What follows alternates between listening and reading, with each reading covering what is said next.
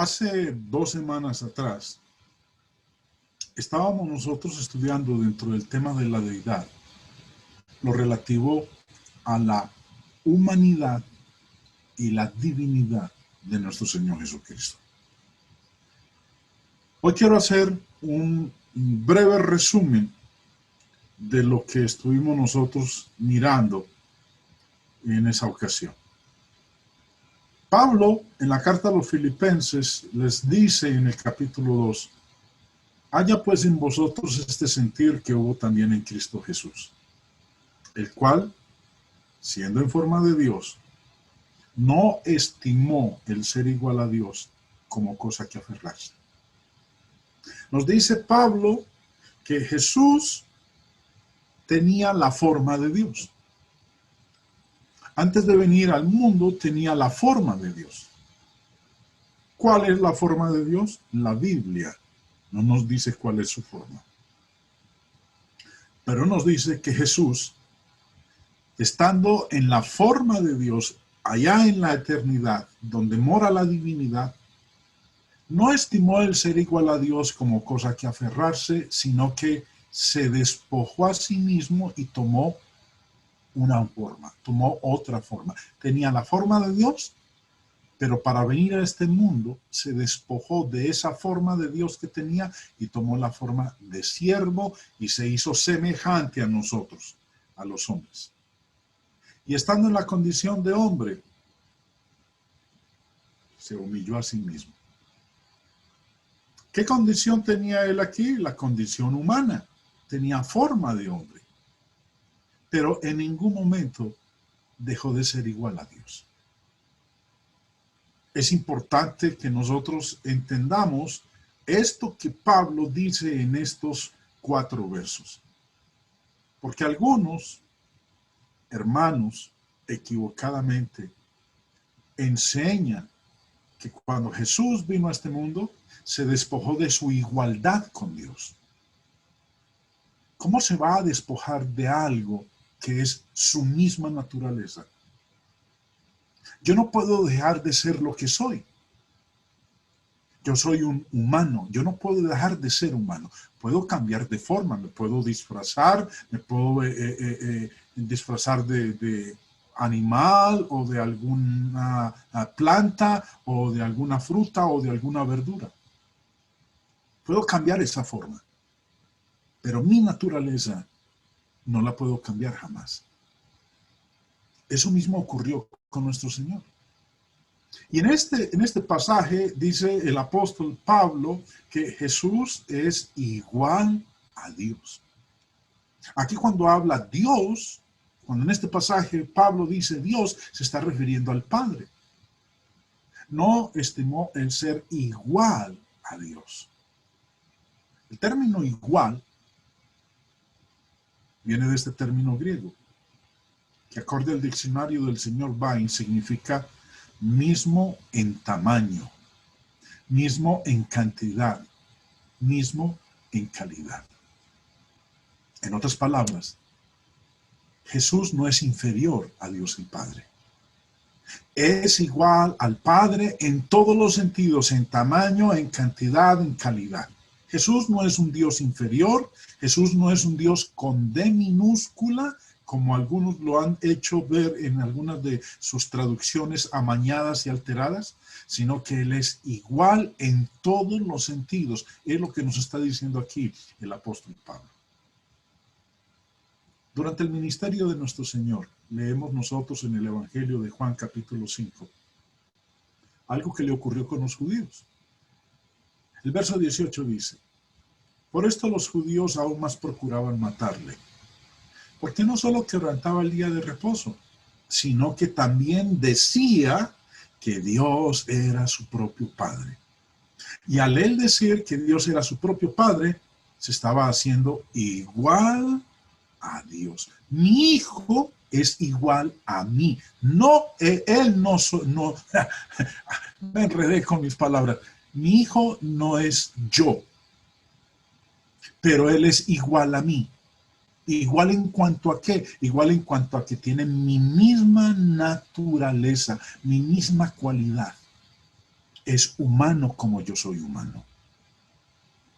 Y la palabra que utiliza aquí Juan cuando dice esto en el verso 18 es la misma palabra que utilizó Pablo en Filipenses 2 cuando dijo que igual a Dios, mismo en tamaño, en cantidad y en calidad. Ahora, hermanos, antes de continuar con este tema de la deidad, yo quiero leer unas palabras del escritor a los hebreos. No va a aparecer el texto en pantalla. Si usted tiene la Biblia, lo invito para que la abra y mentalmente lea conmigo en Hebreos capítulo 5, versículo 11. El capítulo 5 de Hebreos en el contexto está hablando del sumo sacerdocio de nuestro Señor Jesucristo. Jesús fue hecho sacerdote según el orden de Melquisedec en Hebreos capítulo 5. Y dentro de su exposición, el escritor dice en el verso 10, y fue declarado por Dios sumo sacerdote según el orden de Melquisedec. Ahora, verso 11. Acerca de esto tenemos mucho que decir y difícil de explicar. Quiero tomar esas palabras del escritor con respecto al tema de el sacerdocio de nuestro Señor Jesucristo según el orden de Melquisedec. Quiero tomar esas palabras del verso 11 y aplicarlas a este tema que estamos estudiando, el de la deidad. Acerca de esto, hermanos, tenemos mucho que decir y difícil de explicar. ¿Y por qué a veces aplicamos o aplico esa expresión difícil de explicar? Con respecto a la deidad hay mucho que decir y difícil de explicar. Ahora, ¿por qué a veces para uno se le hace difícil explicar a otros el tema de la deidad? Por lo que dice a continuación, verso 12. Porque debiendo ser ya maestros, después de tanto tiempo, tenéis necesidad de que se os vuelva a enseñar cuáles son los primeros rudimentos de la palabra de Dios, y habéis llegado a ser tales que tenéis necesidad de leche y no de alimento sólido. Y todo aquel que participa de la leche es inexperto en la palabra de justicia, porque es niño. Pero el alimento sólido es para los que han alcanzado madurez, para los que por el uso tienen los sentidos ejercitados en el discernimiento del bien y del mal. ¿Qué quiero decir con esto, mis hermanos? Este tema no es leche. Este tema es alimento sólido. Así que no se asuste, no se angustie, no se desespere, porque respecto a esto hay mucho que decir. Pero sí es importante, hermanos, que tengamos la disposición de aprender y que no nos vayamos a indigestar, porque como no es leche, es alimento sólido. Por eso vamos a masticar bien, no importa que nos demoremos o que tengamos que volver a repetir, pero el objetivo nuestro es entender hasta donde podamos este tema que está revelado en las Escrituras. Este no es un tema tabú, no es un misterio. Como algunos dicen, el misterio de la Trinidad o el misterio de la Deidad. Esto no es un misterio. ¿Por qué no es un misterio? Porque está revelado. Si Dios no lo hubiera revelado, entonces sí continuaría siendo un misterio. Pero depende de nosotros que aportemos también el interés, el deseo de alimentarnos de este alimento sólido y que nos convirtamos en maestros y no siempre volver a lo mismo. Lamentablemente, soy testigo de que en un buen número de mis hermanos en distintos lugares, este tema no se estudia por varias razones. Una de ellas, no les interesa. Otra, que es incomprensible. otras es un misterio. Dejémoslo así. ¿No, hermanos? Vamos nosotros a dedicarle tiempito. Y como es alimento sólido, entonces les voy a pedir el favor de que me tengan paciencia y también que tengan una buena disposición, una mente abierta para entonces abordar en esta noche expresiones que vamos a ver que se nos hacen necesarias, porque esta exposición no es una exposición superficial, sino que es bien profunda a fin de que entendamos con claridad el tema de la deidad. El Dios que menciona la Biblia es una unidad. Ya estudiamos nosotros en unas lecciones previas donde la Biblia enseña que Dios es uno. Y cuando habla de Dios es uno, hace un contraste entre el único Dios verdadero y los dioses que los hombres han creado, han inventado de madera, de hierro, de piedra, etc. Deuteronomio 6:4 dice: oye Israel, Jehová nuestro Dios, Jehová uno es. Ya habíamos estudiado nosotros previamente que el término Dios viene del hebreo Elohim, como ustedes lo ven ahí. Pero el mismo texto dice que ese Dios nuestro, ese Jehová Dios, es uno. Y el término hebreo para uno es Ahad, o otros lo pronuncian Eshad. Ese es el término hebreo. Ahora, ¿por qué estamos hablando de estos términos? Porque la Biblia del Antiguo Testamento fue escrito en hebreo. Por eso, nosotros no podemos ir a tratar de entender expresiones en nuestro lenguaje español cuando no fue escrito en ese idioma. El término uno del hebreo ahad o eshad, dice el comentario del señor Matthew Henry al respecto, dice: término hebreo ehad, uno, proviene del verbo ahad, unir, de donde se deduce que el concepto es de unidad compacta, que puede darse en una unidad compuesta. Lo que quiere decir el señor Matthew Henry aquí es que cuando en Deuteronomio 6:4 dice que Jehová es uno, está diciendo es que Jehová es una unidad que se compone de varios. Es una unidad compuesta de varios. No es un uno singular, no es un uno solitario, es un uno compuesto. Es lo que está diciendo en Deuteronomio 6:4. Además, vamos a verlo en el uso que nos sigue presentando el Espíritu Santo del término en otros pasajes en el Antiguo Testamento. Génesis 2:24 dice: por tanto, cuando Dios instituye el matrimonio, trae la mujer a Adán, dice: por tanto, dejará el hombre a su padre y a su madre y se unirá a su mujer. Y luego dice en qué se convertirán. Serán una sola carne. ¿Serán qué? Una sola carne.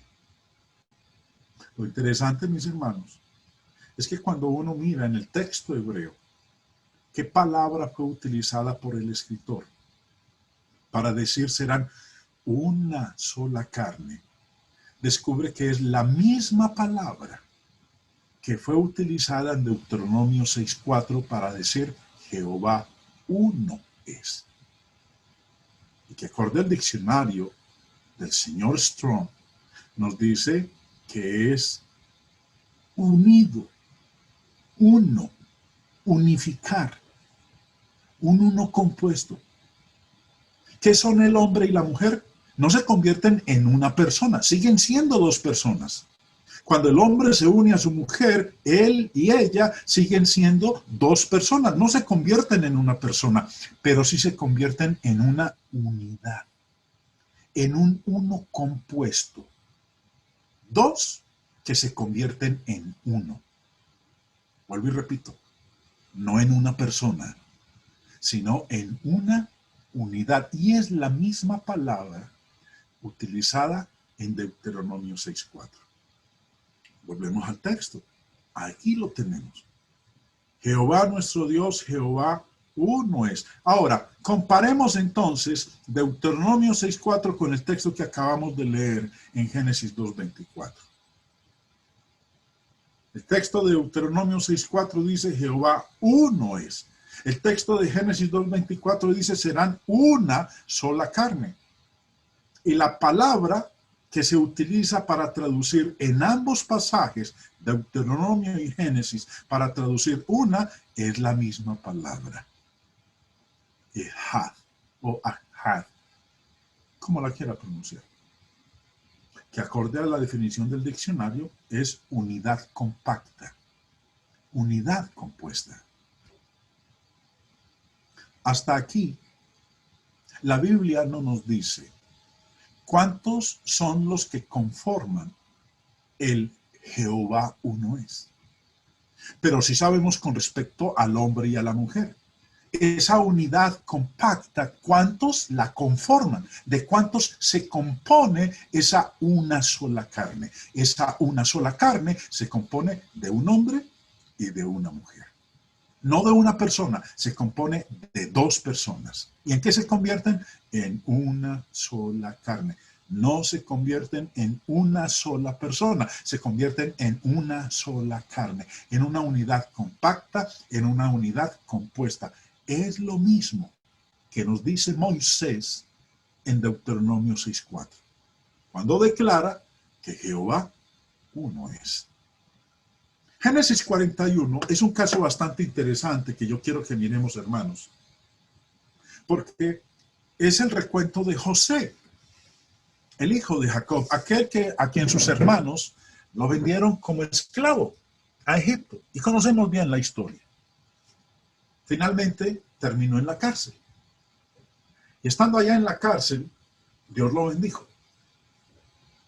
Un día, el panadero de Faraón y el copero de Faraón fueron encarcelados. Tanto el uno como el otro tuvieron un sueño. José les dio la interpretación del sueño a cada uno. Dijo que uno sería liberado y que el otro sería ejecutado. El que fue liberado, José le dijo que se acordara de él, que no se olvidara. Y él dijo, tranquilo, yo no me voy a olvidar de usted. Pero sí se olvidó. Hasta que Faraón tuvo el sueño de las vacas gordas y las vacas flacas. Tuvo el sueño de los hatos de trigo. Y sin poder él saber qué significaba, y ninguno de sus sabios y adivinos en el reino pudo darle la interpretación, el copero se acordó de José y le dijo, Señor, amo mío, ¿recuerdas lo que me pasó? Bueno, estando en la cárcel, allá había un hombre, un hebreo, que me interpretó mi sueño y se cumplió tal cual como él me lo había dicho. Él puede darle a usted la interpretación del sueño. Bueno, nosotros conocemos la historia. El texto de Génesis 41, empezando en el verso 5, dice, entonces respondió José a Faraón, el sueño de Faraón es uno mismo. Dios ha mostrado a Faraón lo que va a hacer. Las 7 vacas, 7 años son, y las espigas hermosas son 7 años. El sueño es uno mismo. Qué interesante, porque en el verso 5 dice, el sueño de Faraón es uno, y en el verso 26 dice, las 7 vacas hermosas y las espigas hermosas son un mismo sueño. 2 sueños, uno de unas vacas, el otro de unas espigas, pero, ¿qué le dice José a Faraón? Esos 2 sueños son uno mismo. Recordemos lo que estábamos leyendo en Deuteronomio 6:4. Jehová, oye Israel, Jehová nuestro Dios, Jehová uno es. Lo que Se maravilla uno, hermanos, cuando investiga esta terminología en el idioma original. Descubre que la palabra uno, utilizada en Génesis 41 con respecto al sueño de Faraón, es la misma palabra que utilizó Moisés para hablar de que Jehová es uno.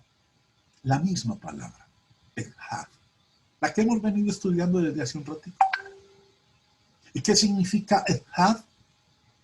Uno, unidad compacta, unidad compuesta. Está diciendo que los dos sueños que tuvo el faraón son dos sueños compactos. Son dos sueños unidos que revelan lo mismo. Lo mismo ocurre con Dios. Dios es uno, Jehová es uno, pero no una persona, sino una unidad.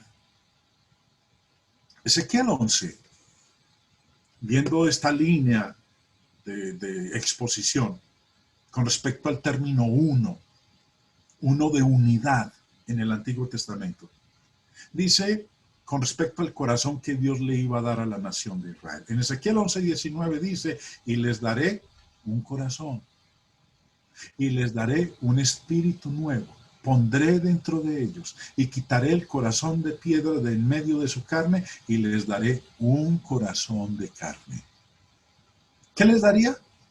Un corazón. A todos, a toda la nación dice que les daría un corazón. Y la palabra que utiliza aquí el profeta Ezequiel para hablar de un corazón que Dios le daría a toda la nación de Israel es la misma palabra que utilizó Moisés en Deuteronomio 6:4. O Echad. Les daré un corazón. O sea, pues, que ellos iban a pensar lo mismo, iban a actuar lo mismo, iban a reaccionar de la misma manera. Una unidad compacta. No era que a toda la nación de Israel les iba a dar literalmente un solo corazón. No, se está refiriendo a que su comportamiento, su conducta, sus actitudes, sus quereres, etcétera, sería el mismo. Habría una unidad en toda la nación de Israel. De eso es lo que está hablando. Recordemos, cuando el término Echad se utiliza para referirse a Dios, describía la deidad, describía la divinidad. ¿Y la describe como qué? La describe como una unidad compacta, como una unidad compuesta. Oye Israel, Jehová nuestro Dios, Jehová uno es.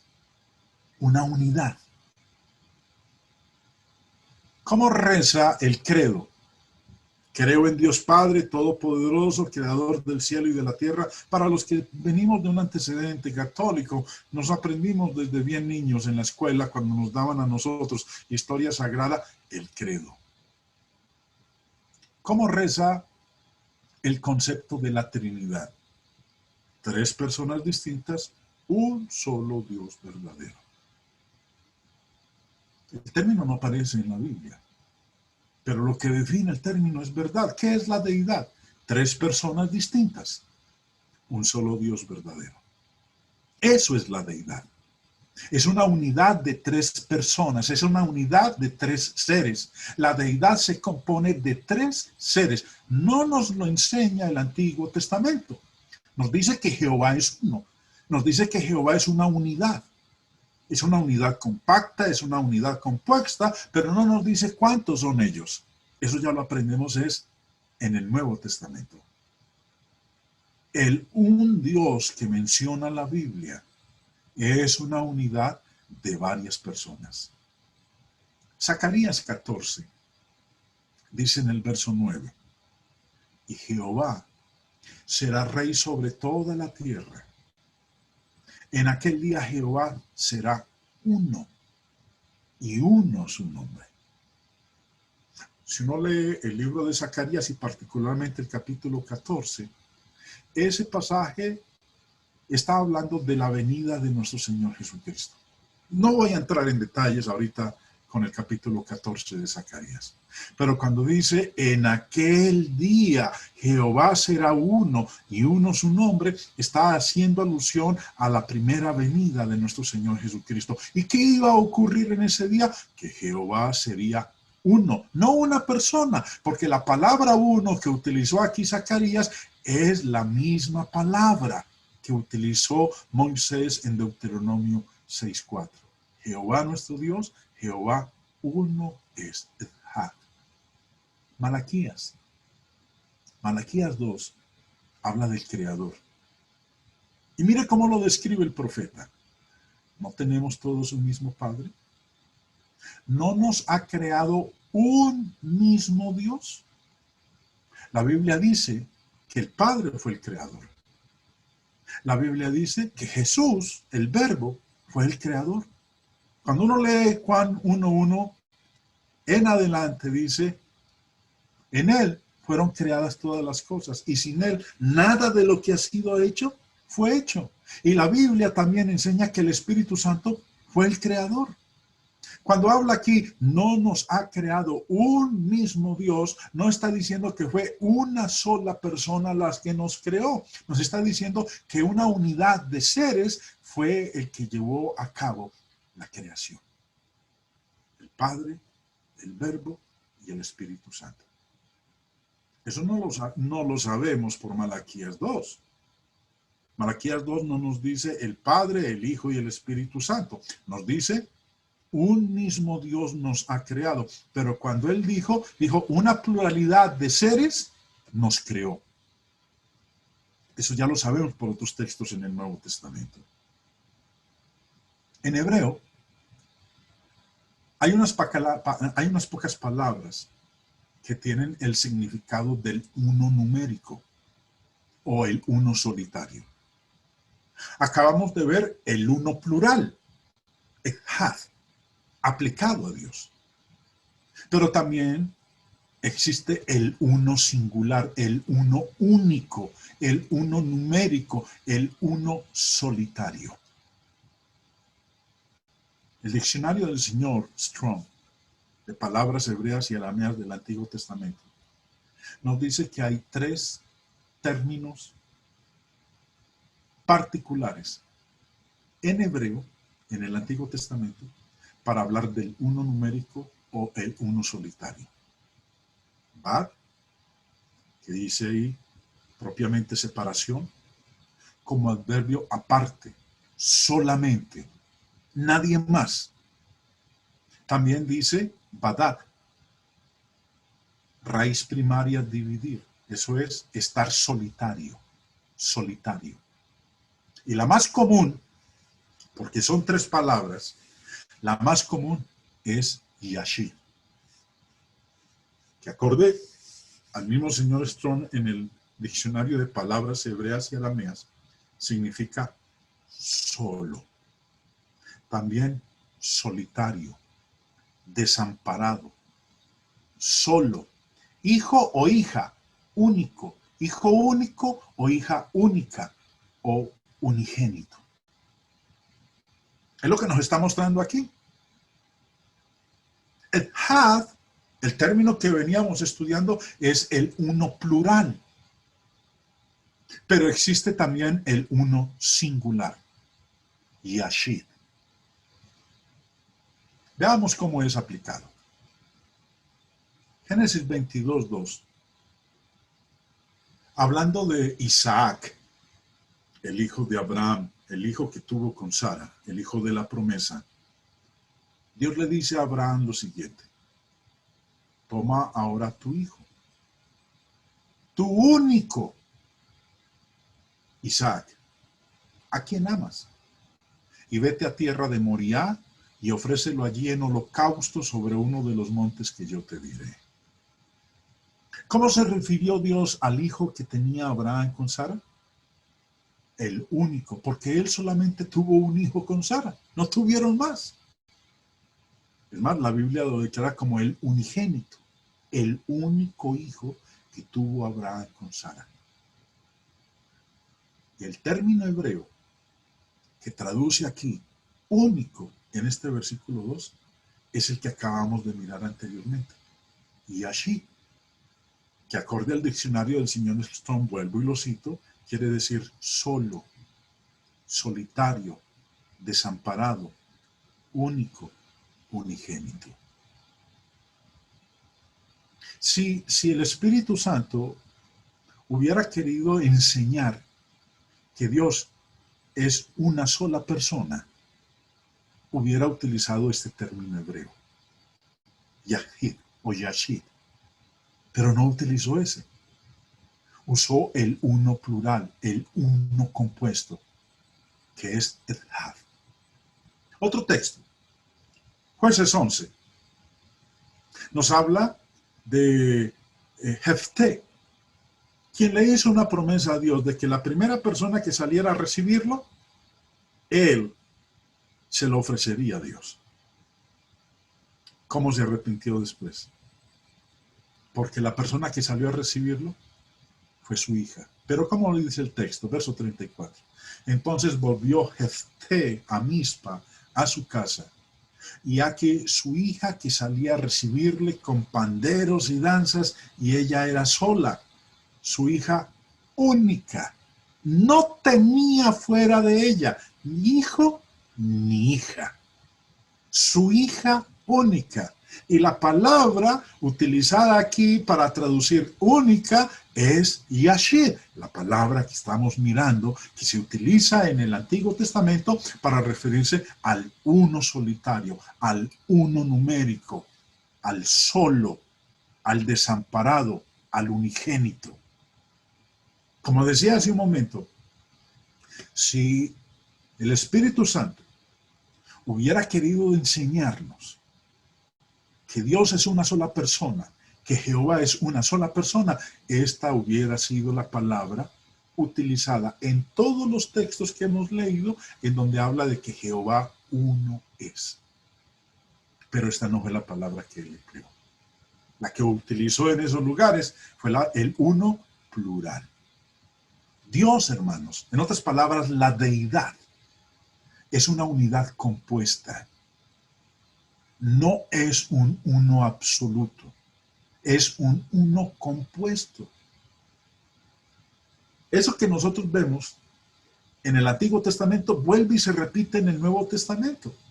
Así como existe en el hebreo del Antiguo Testamento el uno plural y el uno singular, también en el Nuevo Testamento encontramos nosotros el uno plural y el uno singular. Ahora, recordemos, son dos idiomas diferentes. El Nuevo Testamento es griego y el Antiguo Testamento es hebreo. El uno plural en el Nuevo Testamento es este que ustedes ven ahí en pantalla. El griego heis, que acorde al diccionario del señor Bain, dice primer número cardinal, masculino.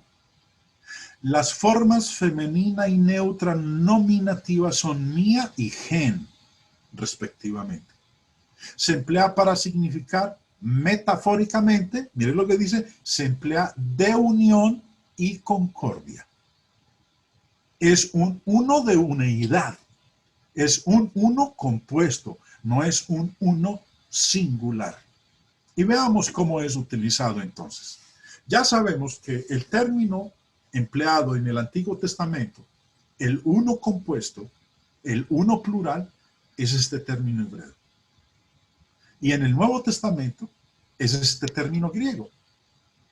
Este es el uno compuesto o el uno de unidad o el uno de concordia. Eis. Génesis 2:24. Volvamos al Antiguo Testamento. Nuevamente, aquí habla del hombre y la mujer. Dejará el hombre a su padre y a su madre y se unirá a su mujer y serán una sola carne. Ya hemos explicado en buena extensión lo que significa una sola carne. No que se convierten en una persona. Son dos personas, pero que se convierten en una unidad compuesta.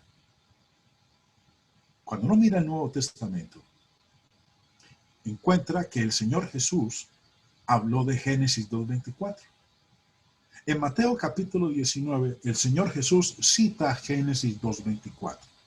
Y en el verso 5 dice, por esto el hombre dejará padre y madre y se unirá a su mujer y los dos serán una sola carne. Y la palabra una sola carne en griego es la que ustedes ven ahí en pantalla. La contraparte del término hebreo del Antiguo Testamento. Plural, uno plural, no uno singular. Volviendo a Deuteronomio 6.4, que lo hemos leído en varias oportunidades durante este estudio. Pero recordémoslo. Oye Israel, Jehová nuestro Dios, Jehová uno es. Recordemos, Jehová es una unidad compacta, es una unidad compuesta. Uno aquí es uno plural.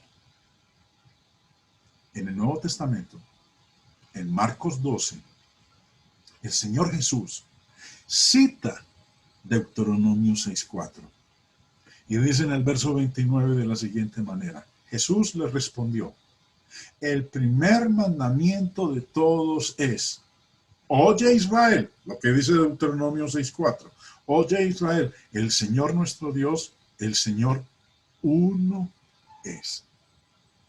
¿Y cuál es la palabra griega para uno? La que ustedes ven ahí en pantalla, que es la contraparte del uno en hebreo, Antiguo Testamento. Aquí no está diciendo Jesús que el Señor es una persona, está diciendo que el Señor es una unidad de varios, se compone de varios. Es lo que está diciendo, porque es lo que decía Deuteronomio 6.4. En Juan 10.30, cuando el Señor pronuncia estas palabras que vamos a leer a continuación en Juan 10.30, le acarreó muchos problemas entre el pueblo judío. Es más, razón para que lo juzgaran como blasfemo y merecedor de la muerte por lapidación. ¿Qué dijo Jesús en Juan 10.30? Yo y el Padre, ¿qué? Uno somos. Y cuando dijo uno somos, él dijo, yo y el Padre somos una unidad. No dijo somos la misma persona. No dijo yo soy el Padre o el Padre es yo. Él dijo yo y el Padre somos una unidad. Somos dos personas, pero formamos una unidad.